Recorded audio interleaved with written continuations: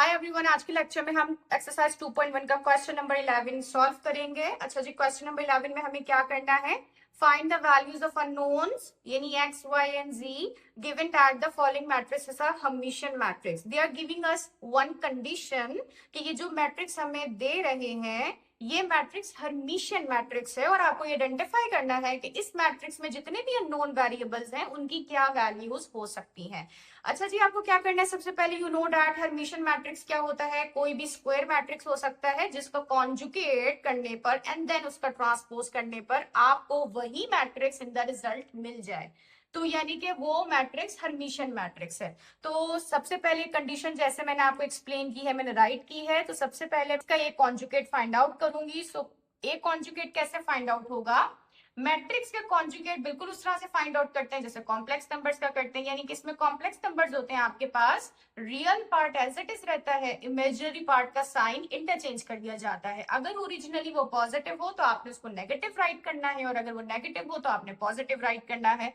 तो जैसे आपके पास ये मैट्रिक्स है उसमें आपका फर्स्ट एलिमेंट 3 है जो कि रियल नंबर है, रियल पार्ट है, इसका इमेजिनरी पार्ट 0 है तो ये एज इट इज रहेगा। सेकेंड एलिमेंट है x प्लस 2 आयोटा, यहाँ पर x रियल पार्ट है जबकि 2 आयोटा इमेजिनरी पार्ट है, तो इसलिए 2 आयोटा का साइन चेंज होगा। कैसे पता चलता है इमेजिनरी पार्ट है? जिस पार्ट में आपके पास आयोटा मौजूद हो वो इमेजिनरी पार्ट होता है और जिसमें आयोटा नहीं है वो रियल पार्ट है।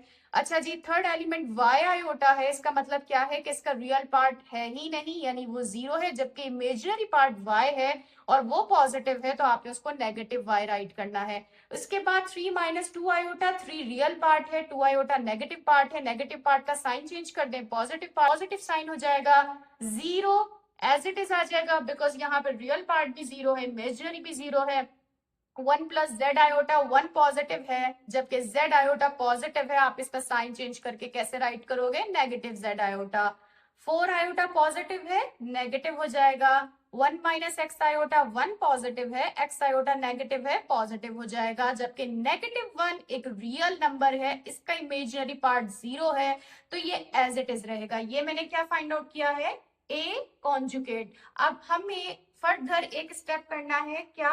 ए कॉन्जुगेट का ट्रांसपोज करना है। तो ट्रांसपोज कैसे किया जाता है? जैसा कि आपके इस मैट्रिक्स में टोटल कितनी रॉज हैं? अगर हम देखें raw 1, this is your raw 1, raw 2 and this is your raw 3, तो टोटल 3 रॉज हैं और आपने इन्हीं तीनों रॉस को कॉलम वाइज राइट करना है। रॉ 1 को एज अ कॉलम 1 राइट करना है, रॉ 2 को कॉलम 2 के तौर पर, जबकि रॉ 3 को एज अ कॉलम 3 राइट करना है।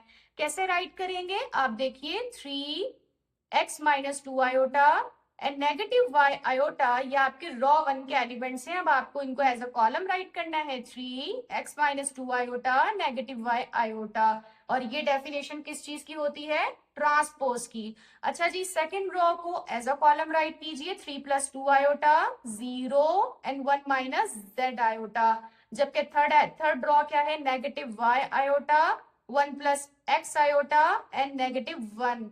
ऑलराइट, आपने हर्मिशियन मैट्रिक्स की डेफिनेशन कंप्लीट की है यहाँ पर। अच्छा जी, हर्मिशियन मैट्रिक्स में क्या कंडीशन होती है कि जब आप अपने मैट्रिक्स का कॉन्जुगेट एंड देन ट्रांसपोज करेंगे तो आपको रिजल्ट में आपका ये मैट्रिक्स मिलेगा, यानी ये जो आपका matrix as a resultant matrix आपको मिला है ये मस्ट बी इक्वल होना चाहिए किसके? ए मैट्रिक्स के। और ए मैट्रिक्स क्या था? ये था।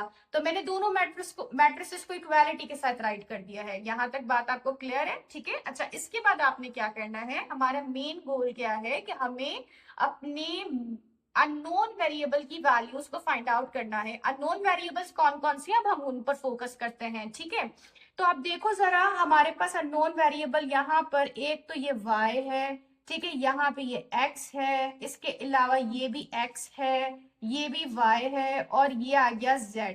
तो 3 अननोन वेरिएबल हो गए x, y and z। Matrices में इक्वालिटी का क्या रूल होता है कि दो मैट्रिसेस अगर एक दूसरे के इक्वल हो तो उनमें कॉरेस्पॉन्डिंग एलिमेंट्स इक्वल होते हैं। Means first row first column की पोजीशन पे जो एलिमेंट होगा सेकंड मैट्रिक्स में सेम पोजीशन पे जो एलिमेंट होगा वो दोनों एक दूसरे के इक्वल होंगे। ठीक है, तो अच्छा जी, आप यहाँ पे देख सकते हो कि 3 प्लस 2 आयोटा, ठीक है, ये आपके पास सेकंड पोजीशन पे जो एलिमेंट मौजूद है ये इक्वल होगा सेकंड पोजीशन के एलिमेंट के यानी x प्लस 2 आयोटा के, तो मैंने इसी तरह से इसे राइट कर दिया है।